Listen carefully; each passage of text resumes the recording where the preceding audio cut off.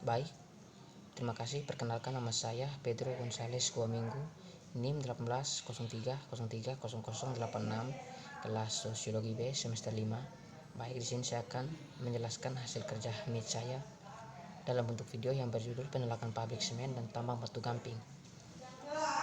Kita mulai saja ke pembahasan. Yang pertama, pengertian pertambangan.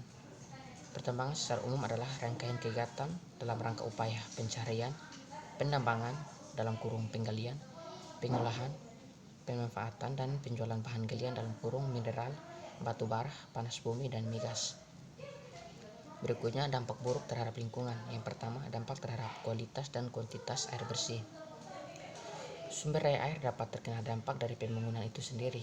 Perubahan kondisi lingkungan yang diakibatkan oleh pembangunan dapat berdampak pada sumber air baik secara kuantitatif maupun kualitatif. Peristiwa banjir yang sering terjadi tidak terlepas dari dampak perubahan penggunaan lahan. Pencemaran pada air sungai dan air tanah yang sering terjadi juga merupakan dampak dari pembangunan juga. Dengan memperhatikan daur hidrologi serta proses hidrologi yang mengalami perubahan, dapat dikaji dampak-dampak negatif yang mungkin timbul yang disebabkan oleh proses pembangunan. Berdasarkan data Departemen Perindustrian, kebutuhan air untuk sektor industri pada tahun 1990 adalah sebesar 700,5 kali 106 mm per tahun. Dan proyeksi untuk tahun 1998 adalah sebesar 6.474,8 kali 106 mm per tahun, peningkatan sebesar 9 kali lipat atau 12,5% per tahun. Yang kedua, dampak pada kualitas udara. Efek rumah kaca dalam kurung greenhouse effect disebabkan oleh perubahan kondisi udara dalam kurung iklim karena CO2 dan gas rumah kaca yang lain. B. Pencemaran atmosfer. C. Kerusakan lapisan ozon. Yang ketiga, dampak pada kebisingan. Kebisingan dapat diartikan sebagai bentuk suara yang tidak diinginkan atau suara yang tidak sesuai dengan tempat dan waktunya. Suara tersebut tidak diinginkan karena mengganggu pembicaraan dan telinga manusia. Yang diinginkan karena yang dapat merusak pendengaran atau kenyamanan manusia. Secara umum, kebisingan dapat diartikan sebagai suara yang merugikan terhadap manusia dan lingkungannya, termaksud pada pencarangan dari molekul benda yang mengaliri. Suara dapat diteruskan oleh gas, benda cair ternak, satwa liar, dan ekosistem alam. Dampak pada kebisingan atau dampak pada tingkat kebisingan yang terjadi di daerah proyek pembangunan atau daerah di sekitar proyek mempunyai pengaruh yang penting terhadap kesehatan masyarakat, kenyamanan hidup masyarakat pada binatang ternak, satwa liar, ataupun gangguan pada ekosistem alam. Dampak pada kebisingan biasanya terjadi pada waktu proyek tersebut sedang dibangun maupun sewaktu sudah berjalan. Akibat dari adanya kebisingan pada manusia dapat dibagi ke dalam perubahan ketajaman pendengaran, mengganggu pembicaraan, dan mengganggu kenyamanan. Yang keempat, dampak pada iklim dan cuaca. Kegiatan eksploitasi komersil secara besar-besaran menjadi penyebab kerusakan sumber-sumber kehidupan yang ada di bumi. Jika terjadi kerusakan satu komponen lingkungan, akan memengaruhi komponen lingkungan yang lain. Kerusakan hutan akan berdampak pada menurunnya tingkat kesuburan tanah, erosi, longsor, suhu udara semakin tinggi, tiupan angin semakin kencang, penguapan dari tanah dan air meningkat, perubahan suhu, dan peningkatan curah hujan. Penyebab utama perubahan cuaca dan iklim adalah pembakaran bahan bakar fosil seperti batu bara, minyak bumi, dan gas alam yang melepas CO2 dalam gas-gas lainnya seperti CO, N2O, CO2. Kegiatan manusia lainnya juga menghasilkan CFC dan AC dan gas aerosol, serta aktivitas pengolahan gambut yang menghasilkan CH4 yang semuanya dikenal sebagai gas rumah kaca yang atmosfer. Ketika atmosfer semakin kaya akan gas-gas rumah kaca ini, ia semakin menjadi insulator yang menahan lebih banyak energi panas yang dipantulkan bumi. Pembangunan gedung-gedung yang berdinding kaca juga akan memantulkan radiasi panas dari matahari, sehingga daerah sekitar gedung ini akan mengalami peningkatan panas. Hal ini akan mengakibatkan siklus iklim terganggu. Yang kelima, dampak pada tanah. Kerusakan tanah salah satunya terjadi sebagai dampak negatif pembangunan. Dampak kerusakan tanah tersebut merupakan masalah bagi pembangunan yang pada akhirnya mempengaruhi jalannya proses pembangunan itu sendiri. Kerusakan tanah secara garis besar terjadi oleh pengaruh proses erosi, pencernihan tanah, kehilangan unsur hara, serta terakumulasinya zat pencemar dalam tanah. Proses tersebut terjadi diantaranya dipicu oleh adanya pembangunan yang tidak memperhatikan segi lingkungan. Yang berikutnya, tanggapan masyarakat terkait pabrik semen. Yang pertama, tidak setuju (kontra). Kekhawatiran akan kerusakan lingkungan, hilangnya sumber air di lokasi pertanian. Yang kedua, setuju (pro), berdampak baik bagi sistem perekonomian. Yang berikutnya, faktor yang melatar belakangi konflik pembangunan. Faktor yang melatar belakangi terjadinya konflik sosial dilihat dari masyarakat yang pro, yaitu faktor sosial ekonomi dan faktor imbalan (uang). Mereka mendukung karena dengan adanya pabrik semen dapat membawa kemajuan dan kesejahteraan bagi masyarakat Tegal Dowo, membuka lowongan pekerjaan bagi warga dan kemajuan bagi desa Tegal Dowo. Sedangkan pada masyarakat yang kontra terhadap adanya pabrik semen, yaitu faktor lingkungan alam dan faktor hukum. Yang berikutnya, pernyataan sikap penolakan terhadap tambang batu gamping di Lingkololok dan pabrik semen di Luwok, Desa Satarpunda, Kecamatan Lambaleda, Kabupaten Manggarai Timur. Yang pertama, dasar pemikiran. Sikap kebijakan yang diambil oleh pemerintah pada hakikatnya harus memperhatikan kesejahteraan dan keadilan sosial masyarakat. Saat ini pemerintah daerah Kabupaten Manggarai Timur sedang merencanakan pembangunan pabrik semen di Luwok dan tambang batu gamping di Lingkololok, Desa Satarpunda, Kecamatan Lambaleda, Kabupaten Manggarai Timur. Pembangunan pabrik semen dan pembangunan batu gamping ini akan dikelola oleh perusahaan, yaitu PT Singa Merah dan PT Istindo Mitra Manggarai.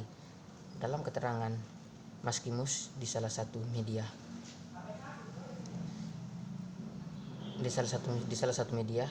luas lokasi yang dibutuhkan untuk tempat tambang batu gamping 505 hektar.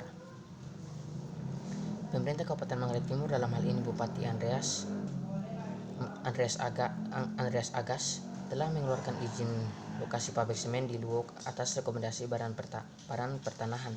Sementara itu, Gubernur Nusa Tenggara Timur Victor Bung Tilu Laskodat sesuai Undang-Undang Nomor 23 Tahun 2014 berwenang memberikan izin eksploitasi tambang batu gamping di Lingkololok. Berdasarkan laporan Badan Pertanahan Nasional (BPN) Kabupaten Manggarai Timur terkait dengan adanya kepastian tambang batu gamping di Lingkololok, apabila eksploitasi tambang batu gamping tersebut diberikan izin oleh gubernur, maka sudah melanggar Undang-Undang Nomor 32 Tahun 2009 tentang Perlindungan dan Pengolahan Lingkungan Hidup dan juga Peraturan Kementerian Lingkungan Hidup dan Kehutanan yang mengeluarkan peta wilayah ekoregion Indonesia yang ditetapkan dalam Keputusan Menteri Lingkungan Hidup dan Kehutanan Republik Indonesia. Yang kedua, terhadap pabrik semen. Kapasitas produksi semen di dalam negeri terus meningkat. 2 tahun terakhir Indonesia mengalami kelebihan pasokan semen. Tahun 2017, total kapasitas produksi semen tahunan Indonesia meningkat 107,9 juta ton, ujar Ketua Asosiasi Semen Indonesia (ASI).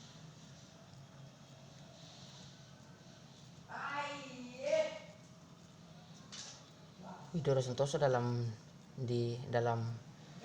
ulang tahun ke-25 ASEAN Federation of Communal Manufacture di Trans Hotel Luxury Bandung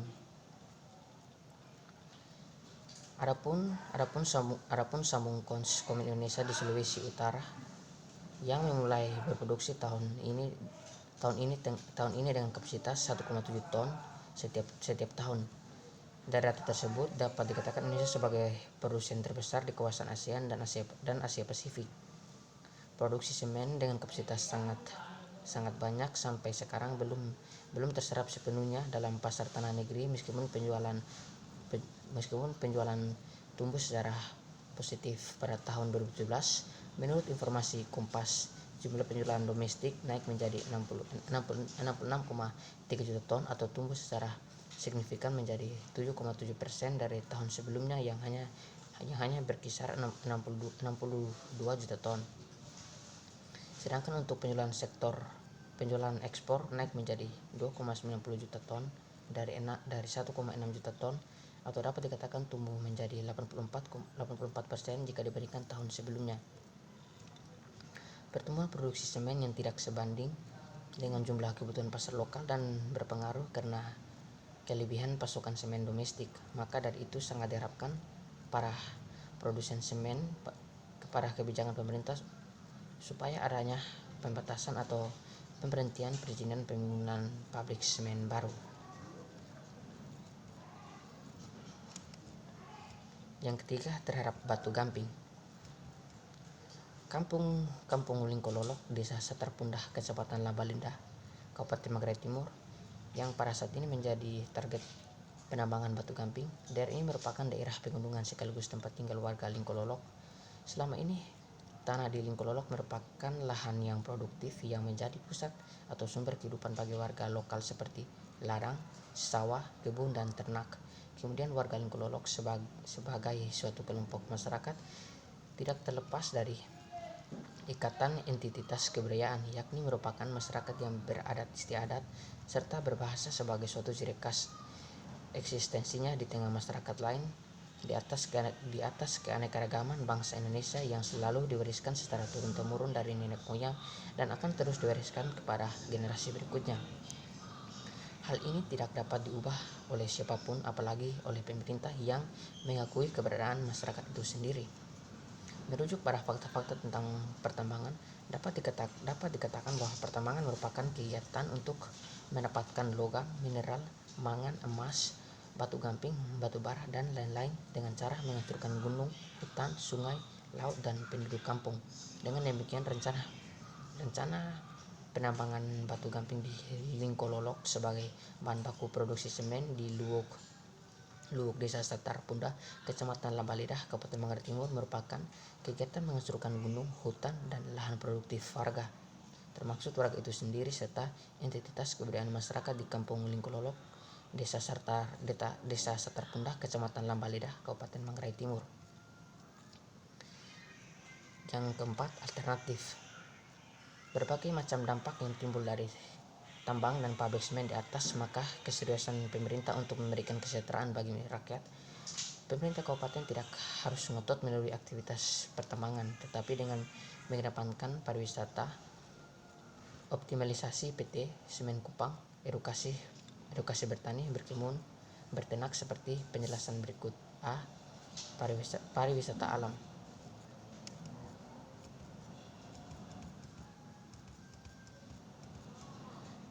Daratan Desa Setar Pundah dan sekitarnya sangat potensial dan strategis apabila dikelola dengan serius oleh pemerintah untuk dijadikan sebagai pariwisata alam sehingga menarik perhatian wisatawan. Kerjasama dengan masyarakat lokal dalam membangun pariwisata alam yang elok merupakan pilihan yang bijak dan dapat melestarikan alam di Desa Setar Pundah. Alam budaya serta masyarakat itu sendiri akan terawat. Keuntungan berlipat ganda, tidak ada pihak yang dirugikan, sehingga kesejahteraan benar-benar hadir di tengah masyarakat, berbanding terbalik dengan aktivitas pertambangan yang memastikan kerugian alam dan masyarakat. B. Optimalisasi PT Semen Kupang. Pembangunan pabrik semen di Luwuk Desa Setar Pundah, Kecamatan Lambalinda, Kabupaten Manggarai Timur tidak begitu urgen karena Provinsi Nusa Tenggara Timur memiliki PT Semen Kupang. Semestinya pemerintah mengoptimalisasi produksi semen di PT Semen Kupang untuk kemudian didistribusikan ke setiap daerah di Nusa Tenggara Timur sehingga kebutuhan akan semen di daerah-daerah di Nusa Tenggara Timur dapat terpenuhi. Edukasi bertani, berkebun, dan beternak. Dari dulu hingga saat ini, bertani, berkebun, dan beternak merupakan sandaran utama masyarakat Lingkololok untuk bertahan hidup, termasuk menopang dan meningkatkan ekonomi keluarga. Hal ini membuktikan bahwa potensi alam Lingkololok dapat memberikan kesejahteraan terhadap masyarakat setempat. Artinya, tanah Lingkololok merupakan lahan yang produktif. Dengan demikian, kehadiran tambang yang akan menggali batu gamping di perut bumi Lingkololok akan merusak tatanan alam yang selama ini menjadi sandaran hidup masyarakat lokal. Karena tidak dapat dibenarkan ketika kesejahteraan menjadi dalil utama masuknya tambang batu gamping di Lingkololok. Seharusnya jika pemerintah ingin mensejahterakan masyarakat Lingkololok dan sekitarnya, maka langkah yang harus dilakukan adalah mengedukasikan masyarakat lokal tentang cara bertani, berkebun, serta beternak. Dengan demikian secara tidak langsung akan membentuk sumber daya masyarakat yang kemudian berdampak pada peningkatan ekonomi masyarakat lokal. Yang kelima, pernyataan sikap. Berdasarkan pemikiran di atas, maka kami Aliansi Mahasiswa Manggarai Surabaya menyatakan sikap menolak rencana pembangunan pabrik semen di Luwuk dan tambang batu gamping di Lingkololok, Desa Saterpundah, Kecamatan Lambaleda, Kabupaten Manggarai Timur. Yang kedua, mendesak pemerintah daerah Kabupaten Manggarai Timur untuk mencabut izin lokasi pendirian bangunan pabrik semen di Luwuk, Desa Saterpundah, Kecamatan Lambaleda. Yang ketiga, mendesak pemerintah daerah Provinsi Nusa Tenggara Timur untuk tidak memberikan izin eksploitasi tambang batu gamping di Lingkololok, Desa Saterpundah, Kecamatan Lambaleda, Kabupaten Manggarai Timur. Yang keempat, mendesak DPRD Kabupaten Manggarai Timur agar secara tegas mengambil sikap menolak kehadiran pabrik semen di tambang batu gamping di Desa Saterpundah, Kecamatan Lambaleda, sebab hal itu termasuk merugikan alam dan masyarakat lokal. Yang kelima, menghimbau masyarakat Desa Saterpundah khususnya di Luwuk dan Lingkololok untuk tidak memberikan lahan kepada pihak perusahaan. Yang keenam, mengajak seluruh masyarakat Manggarai Raya, teristimewa masyarakat Manggarai Timur agar secara bersama-sama menolak kehadiran pabrik semen dan tambang batu gamping di Desa Saterpundah demi masa depan Desa Saterpundah khususnya dan tanah Nuka Lele umumnya.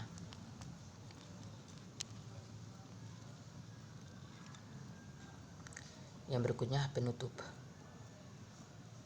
Kesimpulan yang pertama, pelaksanaan pengolahan dan pemantauan yang dilakukan oleh industri masih pada tahap pengolahan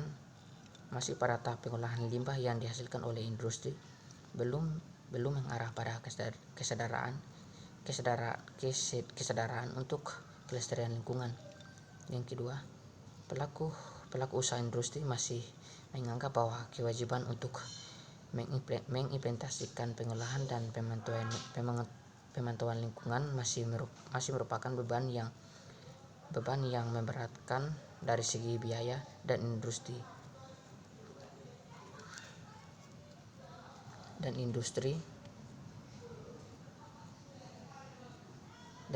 belum merasakan keuntungan secara langsung dari kegiatan pengolahan dan pemantauan yang tidak dilakukan. Berikutnya saran. Yang pertama, koordinasi dan keterpaduan dalam menetapkan kebijakan antara instansi yang membidangi masalah industri dan lingkungan perlu ditingkatkan sehingga dapat digunakan sebagai pedoman oleh pelaku industri untuk mewujudkan industri yang berwawasan lingkungan. Yang kedua, perlu adanya kajian mengenai daya tampung lingkungan yang dapat menjadi dasar kebijakan dalam penyusunan peraturan daerah. Yang ketiga, mengikut sertakan aparat pada dinas atau instansi dalam pendidikan dan pelatihan mengenai pengolahan lingkungan hidup sehingga semua aparat yang bertugas mempunyai persepsi yang sama mengenai pengolahan lingkungan. Sekian dari saya, terima kasih.